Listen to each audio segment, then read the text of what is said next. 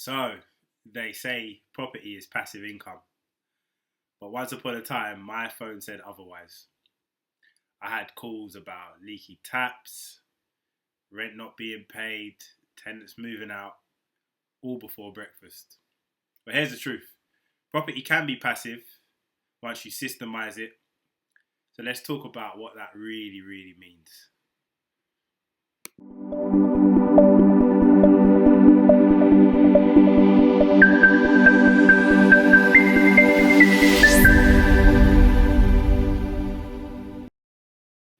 Craig Parker here, Parker's Property Sourcing, just coming at you with another video today. And today's video is going to be the truth about passive income through property, what no one tells you. So today's session is just going to be basically, everybody likes to talk about financial freedom in property, make money while you sleep, but let's that deep dive in a little bit deeper into what it really looks like as a property investor. Some of you watching this video may not own a property yet, so it'll be a good insight. Others that have got properties are going to be watching this, nodding their head in agreement. But yeah, hope you really enjoy. Let's get into it. So the myth of passive income. Many new investors believe property income is instant and effortless. The myth of basically you buy the property today, rent it tomorrow, it runs itself. But let's be honest, that is far from reality as a property investor, especially in the early stages of your investment journey. It's anything but passive, I would say. It is anything but passive. You know, the myths are it's easy money, you buy, you rent it out, tenants pay your mortgage while you relax. And it's not fully a myth because that is, you know, what we work towards and what we are working towards. Tenants paying your mortgage while you relax. But you do get a little teething issues at the beginning. I did. My portfolio is really systemized now, but at the beginning, it was anything but, to be honest. And like I said in my first property, I even tried to manage it myself.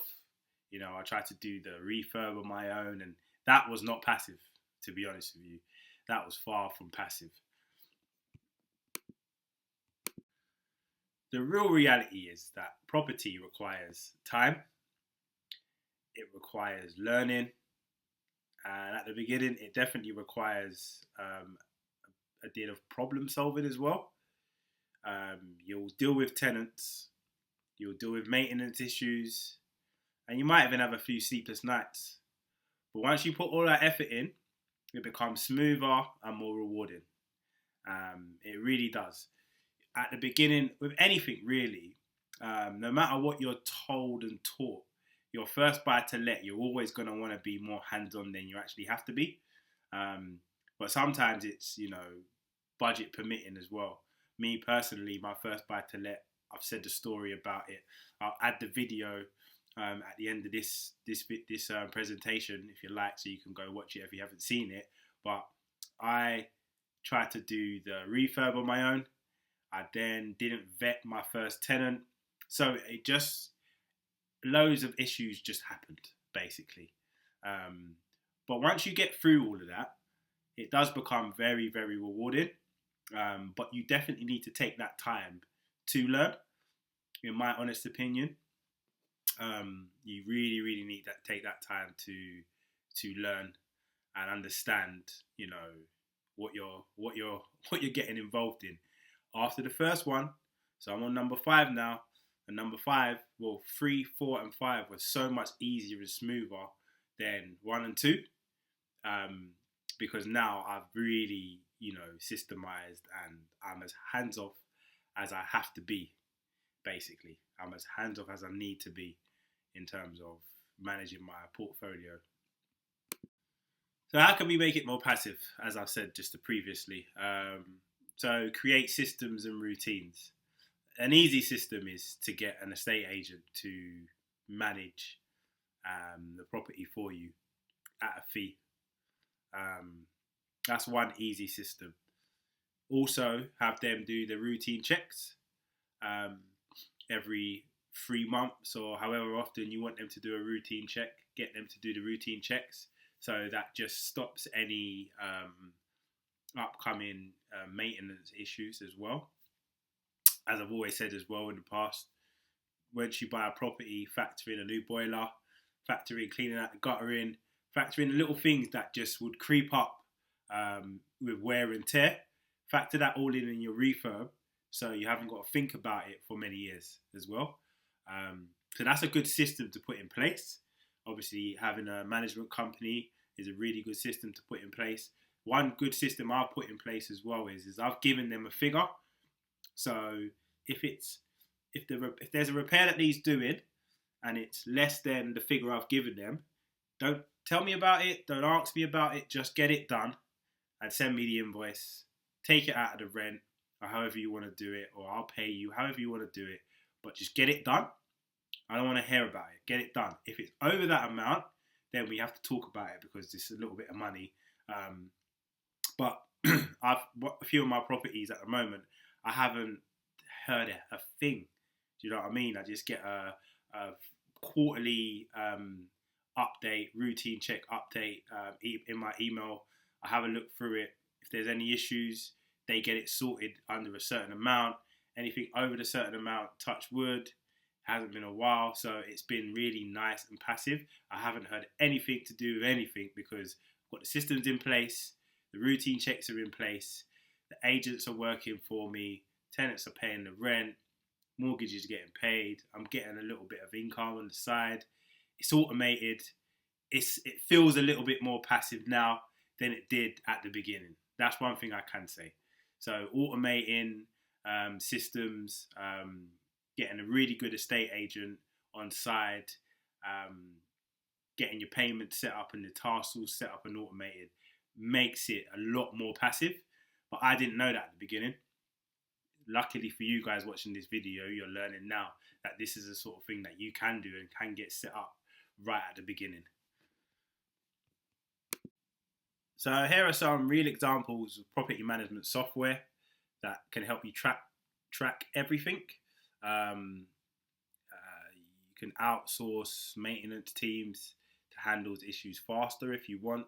You can automate your rent collection, keeps your cash flow smooth and reduces admin. As I've said, I've got my estate agents that do the rent collection, the property management and the rent collection for me. They then take their cut, send me the difference. A few days after that, my mortgage comes out. So it's just all nicely automated. But you've got property management software. One's called Arthur, one's called Landlord Vision. Landlord Vision is really good to use, but check them out. It might work for you. Really easy to use, straightforward. You can. It's self-explanatory basically. But you can basically just manage everything through these softwares.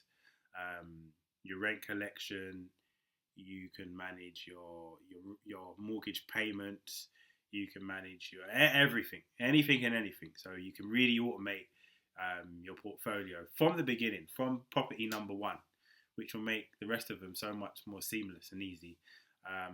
You can get maintenance teams in. Like I said, this is something you can do. What I do is I use my 8 estate agents, property management teams to do it all for me. It's nice and easy. They're already trusted and vetted through the estate agents. I always like to talk about management. I always like to talk about building your power team. So power team, a big part of my power team is my estate agents that manage my properties for me. They then have their power team on the side as well. So, it makes life so much easier with systems set up, power teams in place, and then it starts to feel a lot more passive, So what I'm basically getting at is freedom doesn't come instantly. It's built. Each property you set up properly adds to that freedom. The passive income is the reward of consistent small efforts, basically.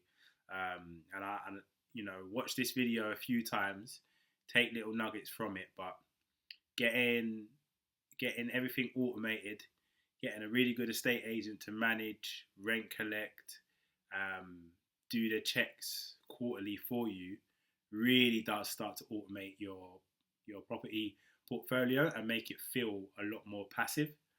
A lot more passive. So the key takeaway is 3 points. Property isn't passive at first. It's very active before it's passive. For sure, for sure. The difference between stress and success is how you manage your systems. Yeah? So if you can put good systems in place for your first property and you can see how nice it can work, it's then easier to repeat, which makes it scalable. Once you've got a really good system in place for property number one or property number two, you can then see what having 15, 20, 30 property looks like. And last thing is really treat your business, or treat your portfolio like it's a business. It's really, really important. So, even me doing this YouTube, it's showcasing, me, and I'm building my personal brand, but it also reflects on how I'm managing my properties. So really treat your portfolio like it's your business, like it's your baby, And the next step is to make sure you like and subscribe. Really, really important that there's a lot of you guys watching my videos, but you haven't subscribed yet. So I'd really be appreciative if you just subscribe, like the photos, comment any topics you want me to talk about. We can learn how to structure your portfolio together. We can build income that gives you freedom together. We can find and source deals together. So yeah, stay in contact. Like and subscribe. Hope you like this video. I've been Craig Parker. Till next time.